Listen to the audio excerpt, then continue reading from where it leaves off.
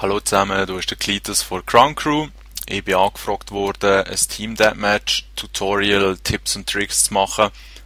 Und das ist jetzt das, was ich hier probiere. Ich spiele selber nicht so gerne Team Deathmatch, weil, ja, ich weiß auch nicht genau. Es ist für mich viel interessanter, noch irgendwie ein Ziel vor Augen zu haben, ein Objekt müssen einzunehmen, eine Flagge müssen zu holen, eine Bombe zu legen. Ich weiss nicht, die objektbasierenden Spielmodi finde ich einfach interessanter als reines Team Deathmatch. Das ist natürlich Geschmackssache. Gestern haben wir eben ein Ground War Team Deathmatch gemacht, wo ich mit 12:5 einigermaßen okay bin rausgekommen. Habe zusammen mit dem Crown Isodope und dem Crown Trappy gespielt. Trappy hat richtig Gas gegeben, weil er ist definitiv ein Rusher und ich habe ein bisschen eine defensivere Spielweise.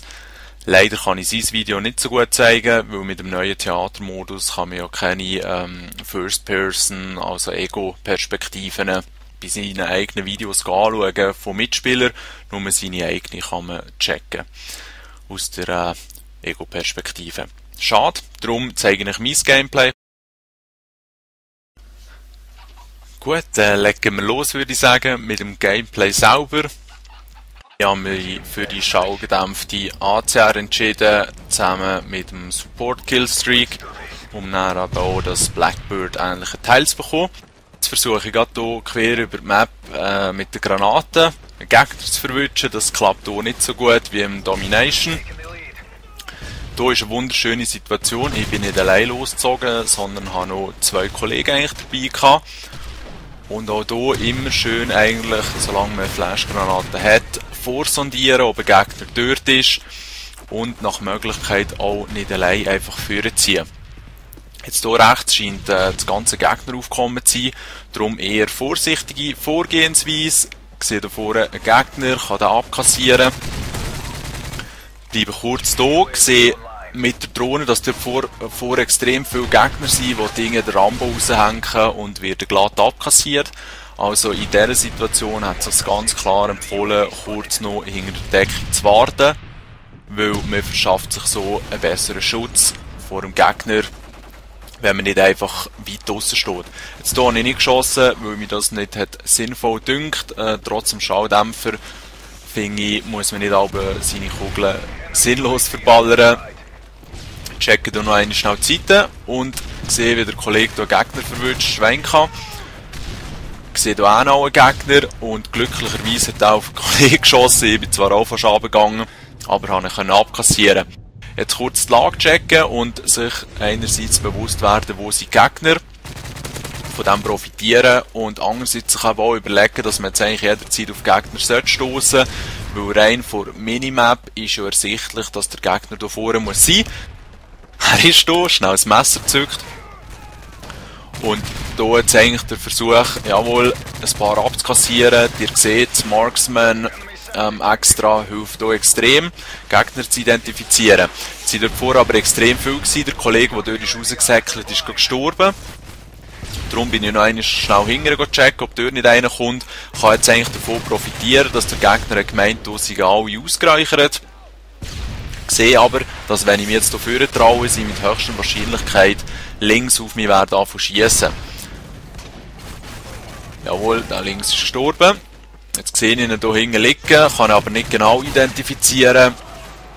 Ja, war hinter dem Auto, hat eine bessere Deckung als ich. Also das ist sicher mal sehr wichtig, eine gute Deckung zu haben, nach Möglichkeit. Nicht gerade immer im Offenen rumzuziehen, außer man hat super gute Reflexe, dann kann man das schon machen. Weiter ist es natürlich so, dass man zum Teil von hinten verwünscht wird wegen des Spawns. Da kann man eigentlich nicht viel machen. Das Allerwichtigste in meinen Augen bei eigentlich allen Game-Modi ist einfach Map-Kenntnis. Also wie gut sieht man jemanden von wo, wie gut wird man selber gesehen, wo ist man beschützt. Jetzt habt ihr gesehen, habe ich mir hier eine vorteilhafte Lage eigentlich erarbeitet, indem dass ich dort auf den Hagerbau verklettert. Jetzt hat es hier aber viel zu viel von den Kollegen. Das lockt natürlich auch immer Predator-Raketen an. Dass man jetzt die Jungen dran verwünscht, das war ein schönes Grüppli. Und jetzt mit dem Advanced UAV sieht man ja, wo die Gegner sind. Und das haben wir ermöglicht dem ganz klar, nicht einfach blind neu mit reinzäckeln, aber Predator, wie vorhin angekündigt, hat dort zugeschlagen, es hat 4 oder 5 Kills gegeben, das lohnt sich natürlich immer. Jetzt, wenn man in der Support-Klasse unterwegs ist, kann man auch gerade die Spy-Planes, die UAVs abholen und vor allem dann eben die dicken Geschütze, wo man mit dem Raketenwerfer mit Lock-on-Funktion easy abholen kann. Das Team unterstützen, nicht vielleicht primär durch Kills, was natürlich sehr wichtig ist, aber wenn man seine Fähigkeiten eigentlich auch am besten einsetzen kann, man auch entscheiden, ist man jetzt ein Rusher oder jemand, der sich eben ein bisschen um Defense auch kümmert. Ich habe einfach herausgefunden, dass im Team Deathmatch ist es häufig so, dass man vorher an Spitze zieht, wird man als erstes abkassiert, wenn man nicht gerade, seine Augen und Ohren immer und überall hat. Und das ist schwierig, weil bei so grossen Gegnergruppen ist es häufig auch so, dass nicht nur einem begegnet. Darum ist es sinnvoll, wenn wir Gruppen ziehen. Das ist mal sicher ganz wichtig. Und wie gesagt, es geht einfach darum, findet eure Stärken raus. Wenn ihr immer wieder drückt und vorne dabei seid und dort halt konstant Fressen bekommt und negativ seid, nehmt mal eine andere Spielart ein. Das muss ja nicht heissen, dass die schlechter ist oder dass man dann campt oder keine Pussy ist. Scheisser auf so Aussagen, das sind Vollidioten. Es geht ja mehr darum, findet den Spielstil, der euch am besten liegt, wo ihr am besten seid, weil mit dem wird es euch am meisten Spass machen und ihr werdet schlussendlich das Team auch besser können unterstützen. Ich habe jetzt nicht einen riesen Score gezogen, aber ich bin davor auch nur 5-mal gestorben und habe nicht am anderen Team Punkte gegeben. Darum, wie gesagt, das sind vielleicht ein paar Tipps, die euch helfen könnten. Findet eure Spielart, euren Spielstil raus und dann sollte es dann definitiv besser gehen.